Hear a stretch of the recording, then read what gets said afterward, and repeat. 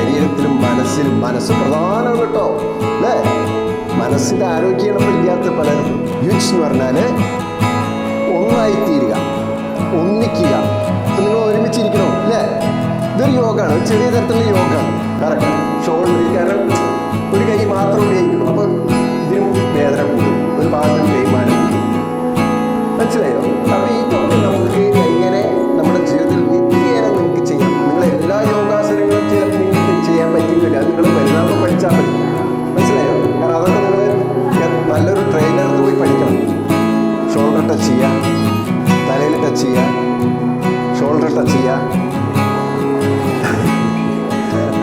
ആരൊക്കെ തലയിൽ ടച്ച് ചെയ്തോ? മനസ്സിലായി? ഞാൻ പറയുന്നതല്ല, ഞാൻ കാണിക്കുന്നത്. അപ്പോൾ നമ്മുടെ ഇതിൽ പ്രത്യേകത എന്താ വെച്ചാൽ, ഇനി ശ്രദ്ധിക്കൂ, വയറുള്ളിലേക്ക് പോരുത്, വയറ് വീർക്കട്ടെ. ആ ഇല്ല. ആ ഇനി ഒന്ന് കണ്ണടച്ചിട്ട് ശ്രദ്ധിക്കേ. ശ്വാസം, ഡീപ് ബ്രീത്ത്.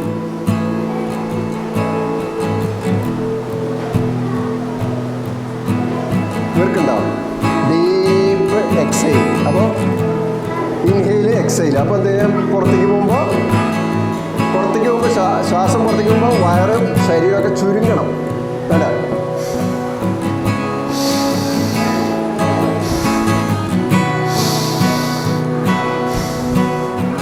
5, 6, 7, 8. ഫ്രണ്ടിലേക്ക് 1, 2, 3, 4, 5, 6. ഒരിക്കൽ കൂടി 1, 2, 3, 4, 5, 6, 7, 8. ഇനി ഫ്രണ്ടിലേക്ക് 1, 2, 3, 4, 5, 6, 7, 8. 5.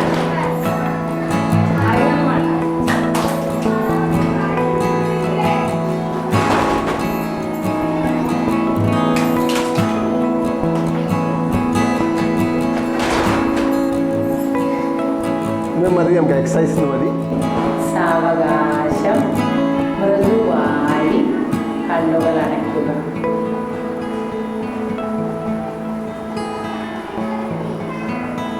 ബലം കൊടുക്കാതെ വളരെ മൃദുവായി കണ്ണുകൾ അടയ്ക്കുക.